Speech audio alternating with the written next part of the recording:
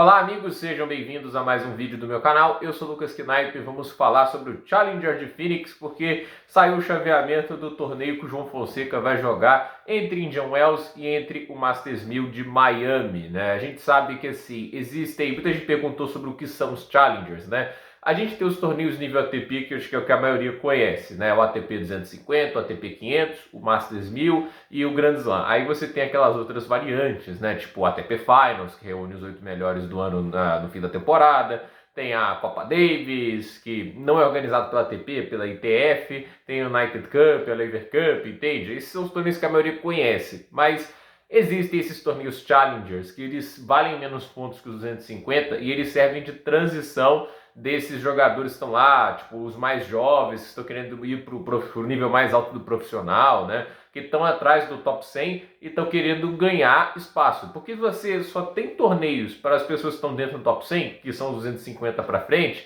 como é que as pessoas que estão atrás vão subir? E aí que entra os Challengers, né? Você tem esses torneios acontecendo basicamente todas as semanas, nem sempre valendo os mesmos pontos. Essa semana a gente vai ter o torneio de Phoenix e o torneio da República Dominicana, ambos valendo 175 pontos. Então, assim, são torneios grandes para o nível Challenger. Esses torneios estão abaixo de 250 quando a gente para pensar no nível deles, né? Tipo, na escala dos Challengers são os maiores, mas tem Challengers que valem 50 pontos, outros que valem 75, 100. Então, assim, existem torneios Challengers, inclusive, que acontecem no Brasil, né? Então, muita gente talvez não saiba disso, mas é aquele negócio, né? O que o João Fonseca fez ano passado para subir muito no ranking também foi jogar torneios Challengers. Então, agora ele joga esse torneio que é um dos maiores Challengers do ano, porque ele fica assim, de maneira conveniente entre os Masters 1000 e acaba servindo para quem foi eliminado precocemente jogar e salvar alguns pontos, né? Mas a verdade é que nem todo jogador se inscreve lá, alguns já se inscrevem prematuramente. Assim, quem perdeu ontem poderia jogar, por exemplo, o Cameron Norrie, se não me engano, vai jogar o torneio da República Dominicana. E a gente vai falar aqui dos jogos, né? A gente vai ter o quali ainda, né? Acho que é um dia de quali.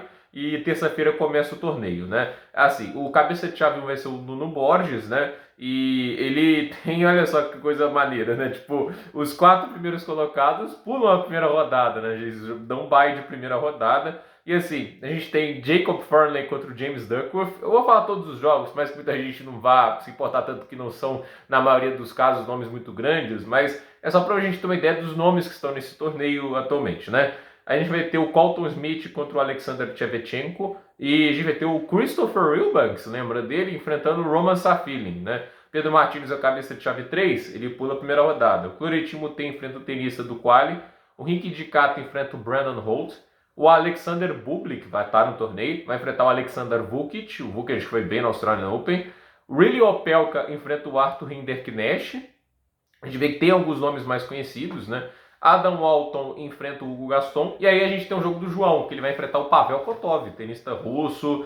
E quem vencer esse jogo enfrenta o cabeça de chave 4 do torneio que está de bye, Jan Lennard Struff. E eu acho essa experiência, se ele vai realmente enfrentar o Struff, caso vença do Kotov, muito boa, principalmente porque é uma forma diferente de jogar que ele vai encarar. O Struff é um cara que está 100% com o pé no acelerador, extremamente agressivo, saca muito bem. Então, assim, é até curioso ver como o João Fonseca vai reagir a isso, né? Aí a gente tem o cabeça de chave 6, o Luca Nardi, enfrentando o Kei Nishikori. Olha só, nomes grandes que estão no torneio, alguns ali bem interessantes, né? Já teve chaveamentos em Phoenix que foram até mais impressionantes do que esses, né? Vai ter um jogo entre 2 jogadores do qualificatório. O Spizirri, que vem de wildcard, enfrenta também um jogador do quali. E se vencer o seu jogo, enfrenta o Flávio Coboli, que é o cabeça de chave 2, né? E assim, qual é o caminho do João Fonseca, né? A projeção. E eu recomendo assim, que quem quer acompanhar mais a carreira do João Fonseca, siga algumas páginas lá no Twitter, né? Eu ainda chamo de Twitter, chamar de X é muito, assim, não dá pra chamar de X, é um nome muito ruim, né? Mas assim, tem o João Fonseca Updates, né? O pessoal faz as páginas lá para cobrir a carreira dele, né? E assim, a primeira partida dele é contra o Pavel Kotov. Se ele vence, enfrenta o Struff. Nas quartas de final, que seria a terceira rodada, ele pode enfrentar o Arthur Hinderknecht ou o Riley Opelka, né? São as possibilidades.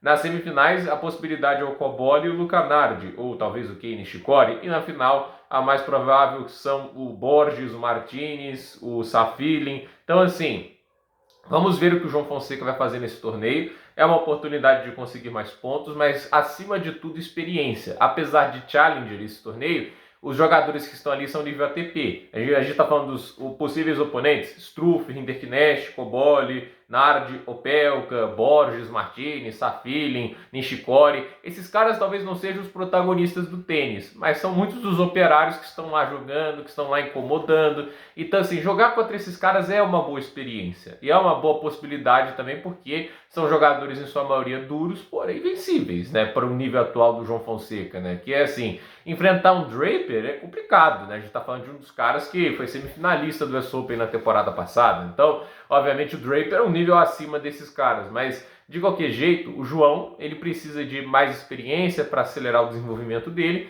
e quanto mais tempo tiver em quadra jogando contra tenistas desse nível, mais pronto ele vai estar para os próximos desafios. Então eu vejo assim com bons olhos essa participação dele em Phoenix, e vamos ver o que ele consegue arrumar nesse torneio. Quem sabe, se for campeão, a gente sabe que entra 175 pontos na conta dele, e isso permite um salto interessante no ranking. Porque assim, a gente está tendo agora o Masters 1000, óbvio que o Masters 1000 vale muitos pontos a mais, mas a gente tem que parar para pensar assim: o Masters 1000 lhe dá muitos pontos para o campeão, para o finalista, ganha 600, o 360 pontos do semifinalista, mas você já vê como é que já dá uma queda grande, né? Tipo, do semifinalista para o tenista que acaba sendo campeão.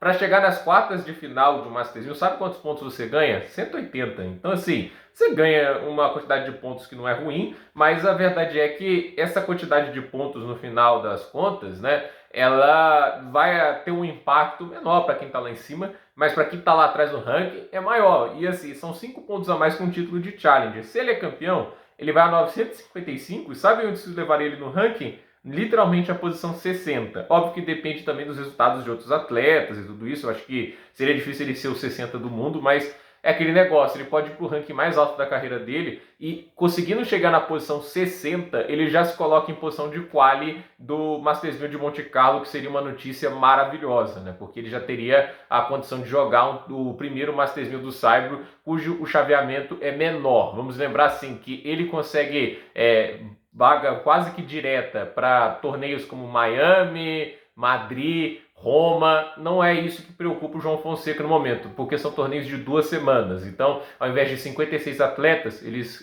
têm 96. Então, mais jogadores, acaba que ele vai conseguindo entrar. Mas para o torneio de Monte Carlo, se ele não receber convite, e a tendência é não receber, Monte Carlo não dá convites para tenistas que não são franceses, e talvez Mônaco, e se for uma estrela muito grande com pouco ranking, tipo o Nadal ia receber convite lá, mas acabaram optando por não, né? Mas a verdade é, porque ele mesmo jogou no torneio, mas a questão é, o João Fonseca ele precisa de ranking para ter essa chance de jogar pelo menos o quali do torneio de Monte Carlo, e a chance dele é fazendo uma boa campanha em Phoenix. Então vamos ver o que acontece, vamos ver se ele consegue, e tomara que ele consiga bons jogos, que ele consiga boas vitórias. Se vier um título desse Challenger, ótimo, mas é aquele negócio, principalmente experiência. Ele tem 18 anos de idade, ele ainda vai evoluir muito. O João Fonseca que a gente vê esse ano já é muito superior ao do ano passado, e a tendência é que o João Fonseca do ano que vem seja bem superior a esse. Então é aquele negócio, paciência, tanto para ele, tanto para a gente que tem expectativa de ver um tenista brasileiro novamente protagonista, que não temos